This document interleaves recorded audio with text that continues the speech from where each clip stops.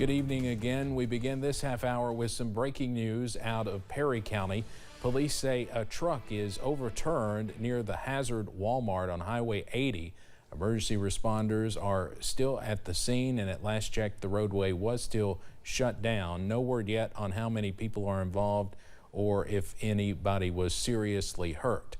And again, we are told the highway is closed in both directions. Obviously, a very congested area at all times of the year, and especially, I'm sure, today with those last-minute Christmas shoppers. But again, a serious crash there near Walmart on Highway 80. The road is closed. That's about all we know right now. We will update you with the latest information as we get it on our website. A nearly 50-year-old cold case has now been solved. 3 people traveling from Virginia to Kentucky never made it to their final destination. Firefighters found what would later be classified as the human remains of one of those travelers. Shelby Lofton walks us through this years-long investigation. It starts and ends with a family reunion. John Keaton wasn't a very good driver. 81-year-old John Edwin Keaton took his housekeeper, 52-year-old Flora Vesta Smith Helmick, and her sister, 54-year-old Martha, to a gathering. Why Flora and Martha wanted to go to the family reunion, I don't know. They were headed to DeBolt, Kentucky from Bridgewater, Virginia. They never made it. Lexington investigators figured out why. A training dive resulted in the discovery of evidence. A shoe, and there was a pipe and a key and money. And human remains. We needed scientific proof. The investigators in this case sent samples to labs for DNA matching. A few results came back inconclusive, but Coroner Ginn and Captain Warren said they would continue searching for a match.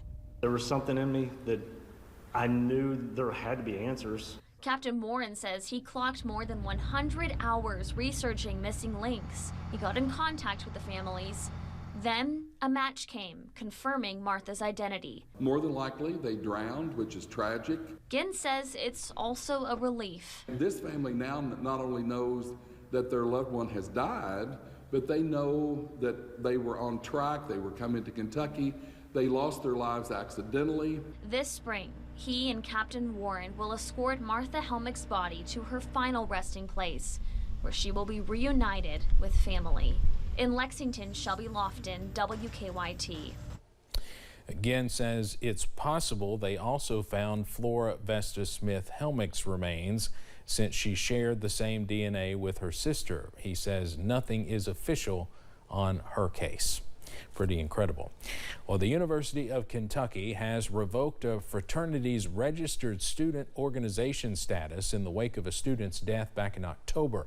The university released their preliminary findings of 2 investigations today stemming from the death of 18-year-old Lofton Hazelwood.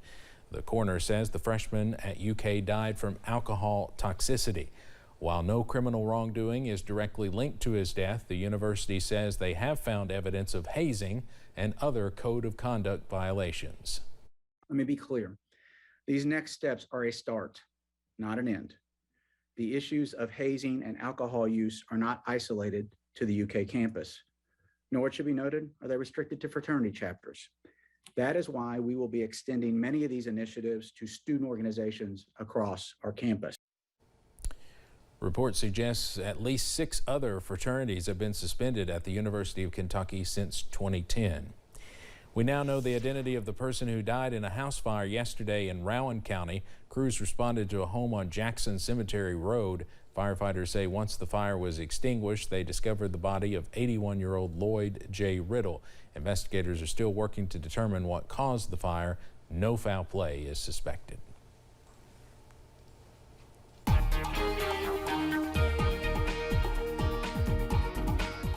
Quiet day weather-wise around the mountains today. We'll continue to see quiet weather as we head into tomorrow, though things will begin to warm up as we head towards our Christmas Eve.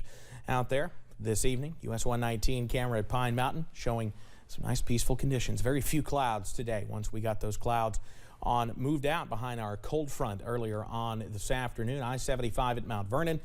Things moving nicely on the interstate, a little more voluminous, at least the traffic, than usually at this hour of the day. as some folks may be hitting the road headed on their way to their Christmas travel destination. Mid and upper 30s out there for most. Monticello, the cool spot, even beating Wise right now. Monticello's at 31. Wise right at freezing, 32. Irvin and Moorhead both at 34.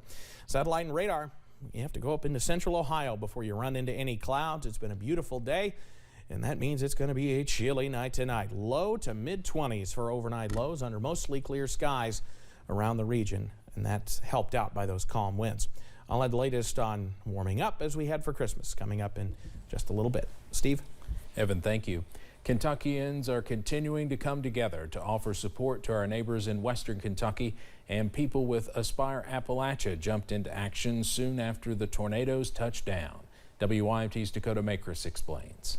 It is a story of neighbors helping neighbors. Earlier this year, our community was ravaged by a flood, and so many generous people offered us help. After fellow Kentuckians helped them, people with Aspire Appalachia in Breathitt County knew they wanted to help and came up with a game plan. We called Graves County Emergency Management, and we asked them what items they think that we should bring, or they thought we should bring. Loading up a car earlier this week and headed to Mayfield with supplies including baby formula, extension cords, and storage containers, dropping them off at the fairground in Graves County. It really seemed surreal to look at the generosity of other people and the supplies that they've offered to the folks in Mayfield. Through donations, they were able to give more than $7,000 to His House Ministries in Mayfield, that organization helping with food and supplies for survivors. We also provided $6,000 to Dawson Springs First Baptist Church. Again, in Dawson Springs, they have been leaders in providing food, supplies, and things along those lines. Sending Eastern Kentucky love to our neighbors. Dakota Makris, WYMT Mountain News. Aspire Appalachia raised nearly $30,000 worth of funds for relief efforts. A Lexington priest is auctioning off 2 gifts given to Pope Francis. Father Jim Sitchko says the funds will go directly to storm relief for western Kentucky. He bought a bottle of rare Kentucky bourbon and a basketball signed by John Calipari. The Pope accepted the gifts, then returned them so they can be sold at auction. The Holy Father saw me.